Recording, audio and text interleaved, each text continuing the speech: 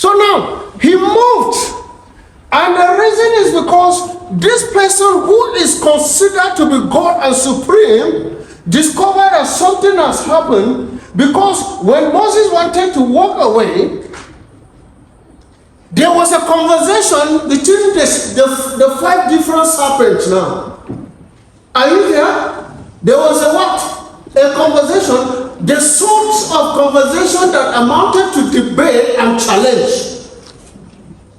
Because the serpent of Moses, when he looked at the other serpent and said, "Where did you come from? Because you are counterfeit." And the other serpent retorted back by saying,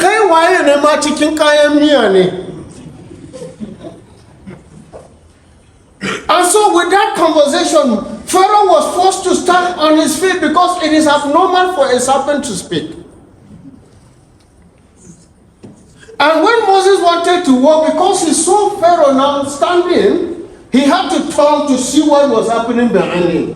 And he went, the moment he looked at his own serpent, the serpent said, "Musa le me na maka.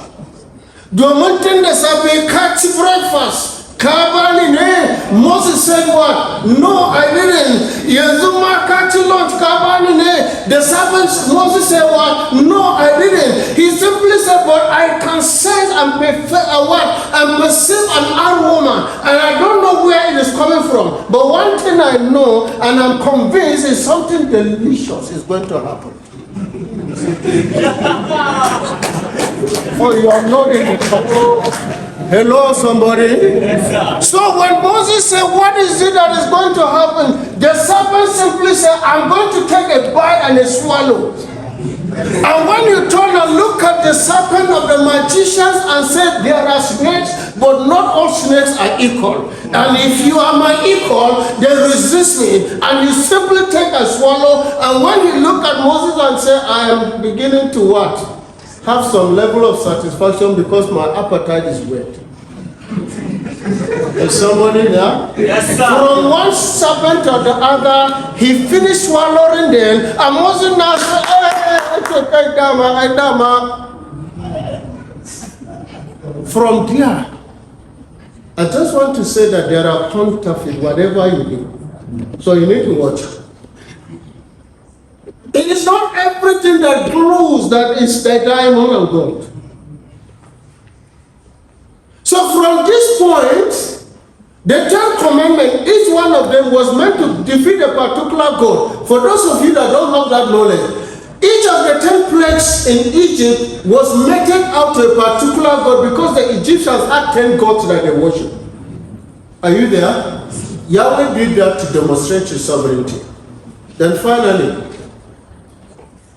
Moses, you know the story, left and took them to Mount Sinai. Right there at the foot of the cross, the mountain, in fulfillment of Exodus chapter 3 verse 12, he asked them to wait. And he went up the mountain, and then he now, "I have brought them."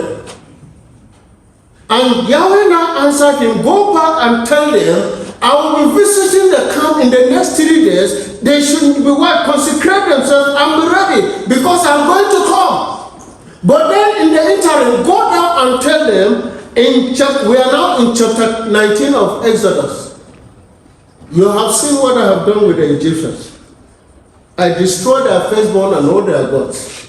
I took you on eagle's wing." I'm what? Paraphrasing chapter 19 of Exodus, verse 1 to 6. "I brought you to myself.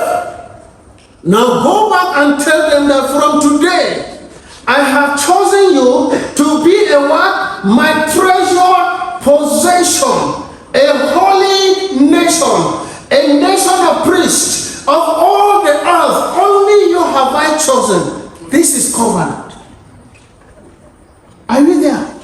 Yahweh now made a covenant with them and asked them, "Go."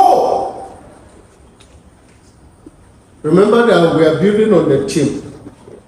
The word renewal, the word covenant, the word transformation. So he went back to them and told them, but they did not keep the faith. Right there after Exodus 19, we now travel into chapter 20, Yahweh now said, now that you are my people, I'm going to give you the standard and the constitution that you operate as a nation under Yahweh. And the conditions of the constitution is that from today, because you are my nation, a nation of priests, a treasured people, my possession, you shall have no goats. You shall have what? No what? Goats. Beside who? What else? This is a seminary now, because the 10th commandment, we are talking about the 10th commandment. I hope you know that is the constitution of where? Of Israel. You shall worship what? No other gods but me. Honor your what? Your father, and you should keep the what? The Sabbath day what? Holy. What should you do again? You shall not bear false. Do not covet your neighbor's what? And then what should you do? You should make sure that you do not contravene any of this. Now go back to Genesis chapter 24, verse 3, chapter 28, verse 1 to 2. What are the stipulations there? Before the giving of this law, he said to them, you are going to enter into this land, and you are going to see their sons, they are handsome, their daughters are beautiful. Do not intermarry with them. If you do, they have gods that are enticing. For example, go to the Jummah prayer ground and look at what the Muslims would do on Friday, or just go out at 1 o'clock or 1:30. You see how the Muslims would play. Hey, everything that is false is enticing.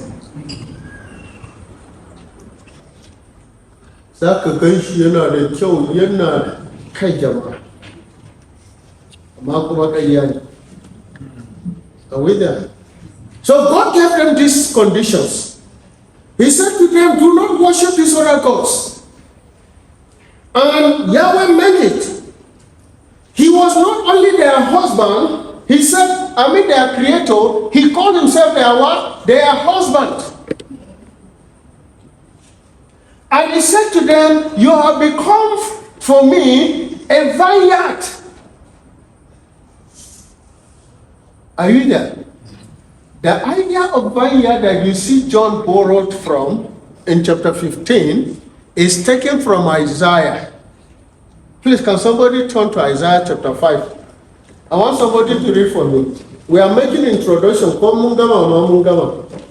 let me quickly say this. Today, we are looking at the background of our team from Jeremiah. And listen carefully. The idea of transformation, renewal, or covenant that we are dealing with, according to the corpus of Paul, is taken from Jeremiah. Jeremiah is the one who established the background, and as we travel in, we will see that in the land of captivity in Babylon.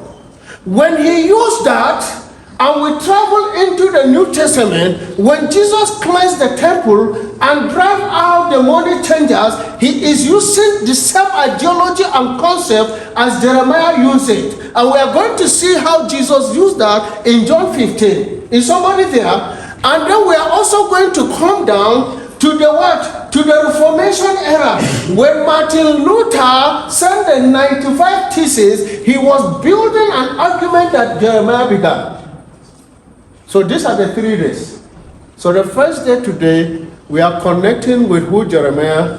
And then tomorrow, by the grace of God, we will see how Jesus used the idea of transformation and renewal, and then ultimately to the Reformation. Are we there? So now, somebody read Isaiah 5. 1 to 7. Isaiah chapter 5, from verses 1 to 7. I will sing for the one I love a song about his vineyard. So connect this with John 15, the vineyard. Go on. My loved one had a vineyard on a fertile hillside. He dug it up and cleared it of stones and planted it with the choicest vines. He built a watchtower in it and cut out a winepress as well. Then he looked for a crop of good grapes, but it yielded only bad fruit. Now you dwellers in Jerusalem and men of Judah, Judge between me and my vineyard. What more could have been done for my vineyard than I have done for it? When I looked for good grapes, why did it yield only bad? Now I will tell you what I am going to do to my vineyard. I will take away its hedge, and it will be destroyed. I will break down its wall, and it will be trampled. I will make it a wasteland, neither pruned nor cultivated, and briars and thorns will grow there. I will command the clouds not to rain on it. The vineyard of the Lord Almighty is the house of Israel, and the men of Judah are the